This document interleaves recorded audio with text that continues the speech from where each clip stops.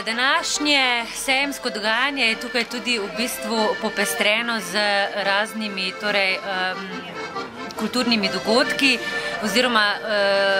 z odprtjem vseh muzejskih zbirk v Šentjurju. Torej, vse muzejske zbirke v Šentjurju bodo danes v času sejma odprle svoja vrata in v posameznih urah bodo tudi potekala javna vodstva. Recimo ob 4 bo danes tukaj v zbirki New Swing kvarteta javno vodstvo prav s članom New Swing kvarteta z gospodom Marjanom Petanom. No, na sami ploščadi ob sejmu pa bodo v bistvu nastopili mladi harmonikarji, na ta način se bodo imeli možnost predstaviti in pa seveda popestriti dogajanje tukaj v Šentjurju.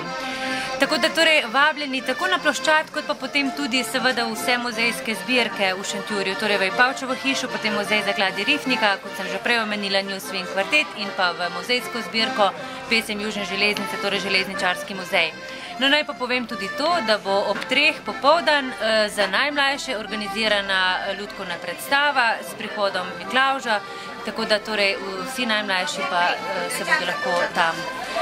v bistvu pozabavali.